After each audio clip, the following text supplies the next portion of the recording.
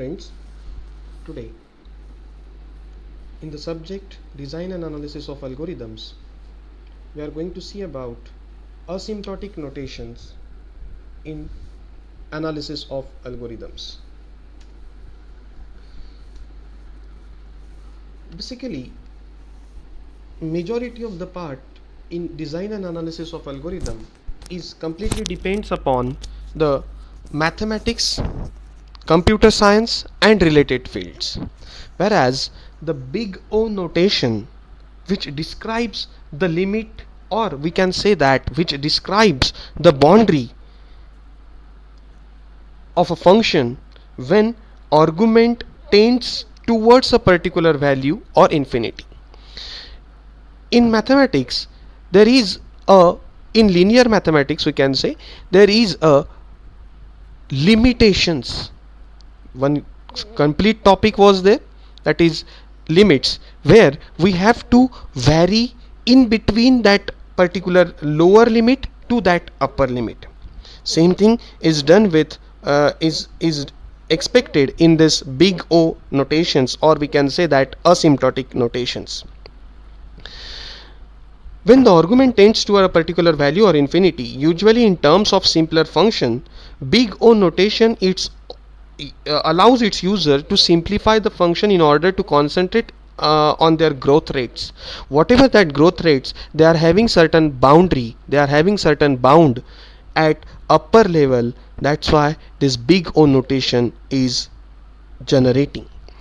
Different functions of the same growth rate may be represented using some big O notation. The time complexity of an algorithm that quantifies the amount of time taken by an algorithm to run as a function of the size of the input to the problem. It directly means that the time required to compute by an algorithm from the conversion of input to the output is called as the time complexity. When it is expressed using big O notation, the time complexity is said to be described asymptotically. That is, as the input size goes to infinity, the time also required to complete that particular operation again infinity.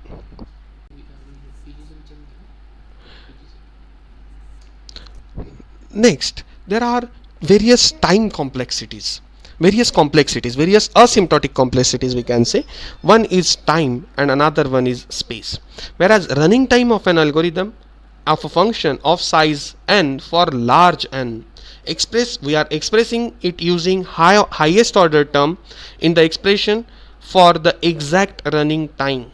Instead of exact running time, say order of n square, it describes the behavior of a function in the limit. There is a certain limit to execute that particular function, which should be in asymptotic manner. We are in normal words, we are writing it using asymptotic notation. The notation describes different rate of growth relations between the defining function and the defined set of functions, which includes various big O notation, omega notation and theta notation. In detail, we are going to see it now. What is omega, what is big O, and what is theta? The first one is big O notation. For the function g of n, say, see in the right hand side, the diagram shows that for the function g of n, we define big O of g of n, that is big O of n, as a set. For example, there is a function, say f of n, which move from left to right till n, whatever that value it may be, but it is having the upper bound, that is constant of g of n. For in numerical words, we can simply note it down like this: big O of g of n is equal to the function f of n, where all positive constants c and n0 such that n is greater than or equal to n0. we have 0 is less than f of n is less than c of g of n. The function is a upper bound of g of n, that is the f of n. In other words, it can be defined as f of n is equal to order of g of n. Intuitively, we can say that set of all the functions whose rate of growth is the same as or lower than that of g of n.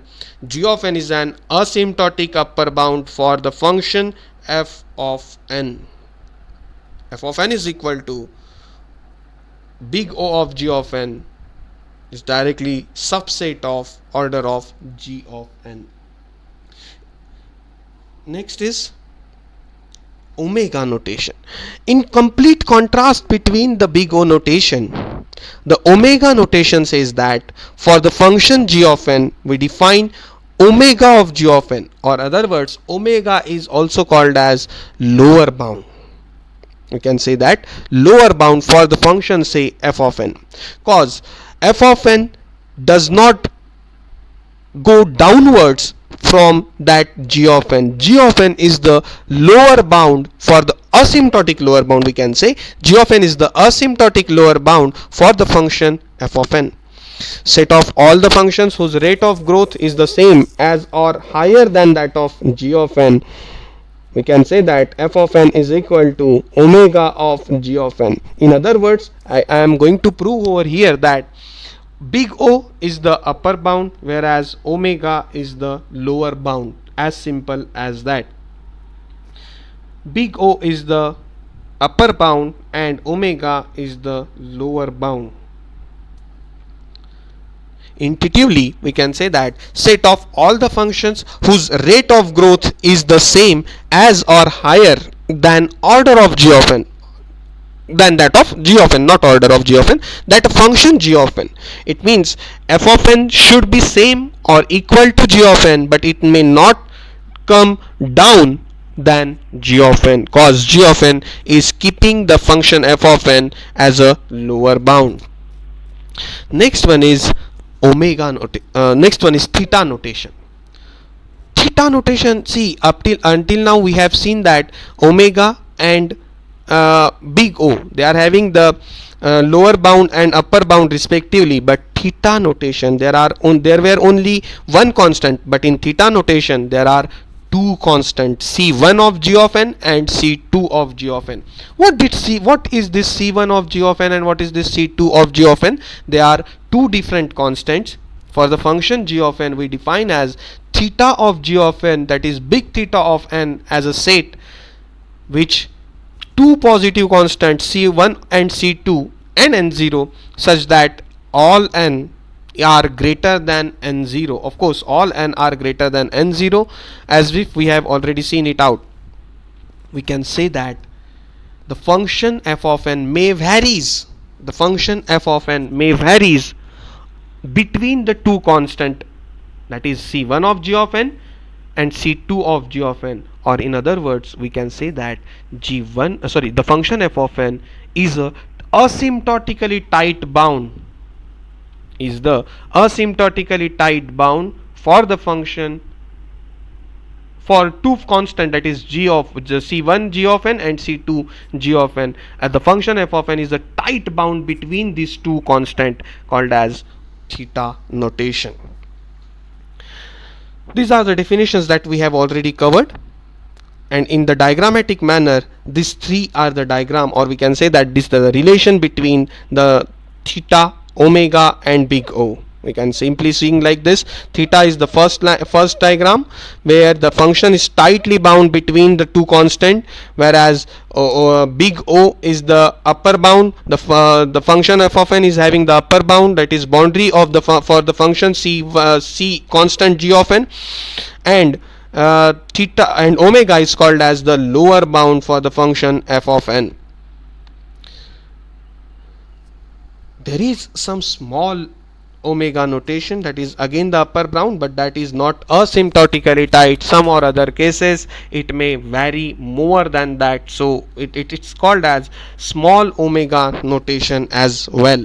Same thing we can do with small o, same thing we can do with small omega as well as this omega is again the g of n is a lower bound for the function f of n that is not asymptotically tight.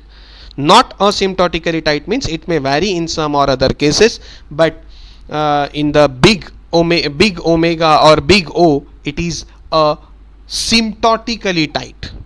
So this is the big difference between these two, and certain comparisons is like this.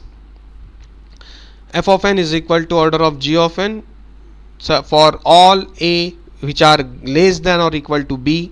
F of n is equal to omega of g of n for all a which are greater than or equal to b. The next one is f of n is equal to theta of g of n for all a who are equal to b, and f of n is equal to small o of g of n where a is less than b, not equal to, a is less than b, and f of n is small omega of g of n for all a where all a are greater than b. That's it. A review of other symptotic notations are like omega is like less than, big O is like less than or equal to, small omega is like greater than, big omega is like greater than or equal to, and theta is like simply the tight bound, we can say like this. So this is all about the asymptotic notations. Thank you for patience hearing.